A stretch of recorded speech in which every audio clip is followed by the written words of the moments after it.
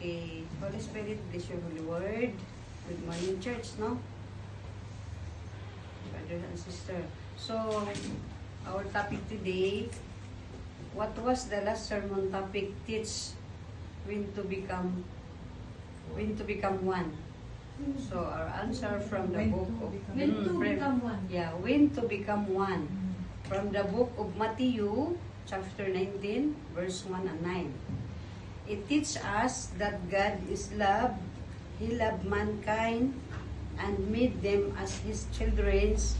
Every marriage couples is a copy of heaven and harmony. No man can separate to marriage. It is a covenant with God. Then, number 2, what is the main lesson you've learned from it? Our answer, we learn that when we become one with the Lord, our relationship was restored back to God. And our relationship, there will be a need for commitment, responsibilities, and respect each other. Faithfulness is the key apart from love. And then only one of the partner sexual immorality. Will God allow them to marry again? If they exist to marry again, they will commit adultery. So, yun lang. Pag halimbawa, i-insist nyo talaga, yung halimbawa, hindi magkasundo ba, yung about sa family matter, sa husband side or wife side, yung hindi pagkasunduan ba. Yung halimbawa, about sa yung mga properties, tas wala nang love, dahil na, yung may mga argument na ganun. So, kung magpili talaga tayong mag-divorce, divorce nga tayo sa batas, pero sa mata ng Diyos, hindi tayo pwedeng divorce, kamatayan ng daga. So, it's commit to adultery. Yes. So, number 3, how did impact the lesson you've learned into your life? Our answer, it impact me as we are a covenant with God, as husband and wife, and have to be submissive to each other. My husband, yung katulad nung yung itong nag-usap kami love, nung kumita kami, may part-time kami love, yung nausap kami na, yung may pera tayo ngayon, ilaan natin to sa pangbayad ng real estate. Yung lagi kami yung nagbabanding ko yung So love, ganito kailangan tayo magtipid para ma-reach natin yung pangbayad ng natin, yung real estate. Yung nag-uusap talaga kami, pinag-uusapan namin.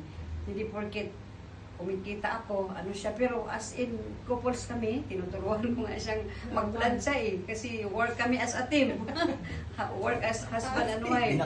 Yung trabaho ko na rin niya. Kasi ang trabaho niya, trabaho ko na rin. This is couples to become one. Yung baga, iisa lang kami. Diba? So, ito na yun. My husband, I submit myself to Lord Win, accepted Him as my Lord and my Savior. We have to be faithful and obedience, same way as faithful and obedience, but it depends, no? The situation. Sabi, may ganun pa talaga. Depends situation. Pero, yung dati naming relationship, hindi na katulad. Ngayon. Parang nagkaintindihan na talaga kami, Yung hindi, sumusunod naman din talaga siya. Kumbaga, kami dalawa, hindi lang... Kaya na, sa basket siya, kailangan teamwork. Kung singit basketball kasi iba yun. Di ba sa kwan, teamwork? Pinapayagan ko naman siya mag-basketball, which is na, huwag yung ibuhos yung oras niya sa mga barkada. Wala naman problema sa akin kasi papawis din yun, part din yan sa health niya. So yun. So number 4, how would you apply everything you've learned in this Bible study to your life? So, our answer, and we are the body, we become one with Christ and Spirit, calling the husband and wife. Christ should be the center in our relationship. Amen. So, the couples must be read the Bible together, and worship together. No divorce. Walang hiwalay ang mangyayari. Kumbaga, till death do us part. Kumbaga, kamatayan lang. Ang promises mo sa akin, yung hanggang mag-wheelchair ako, bibigyan mo pa rin ako ng bulaklak. Diba? Sabi mo, love, pagtanda mo na, bibigyan, kahit mag-wheelchair ka pala, kapag nagkatai-tai ka dyan lang, pupunasan talaga kita, bibigyan mo kitang bulaklak. Tuparin mo yung pangako mo kay Lord. Kay Lord ka nangako. Hindi sa akin. May ebidensya, ha? Sabi mo, hanggang pagtanda, love, kahit pa, muta-muta na ka diha, love, kahit wala ka suklay, suklayan kita, bibigyan mo kita ng chocolate na may flowers. Kaya, yun yung promises mo kay God. Hindi sa akin, ha? Sisingilin kita niya pagdating ng pag-ano ko, pagtanda ko. Okay. So, to God be all the glory. Thank you so much. Hindi kita sa Sheraton Hotel.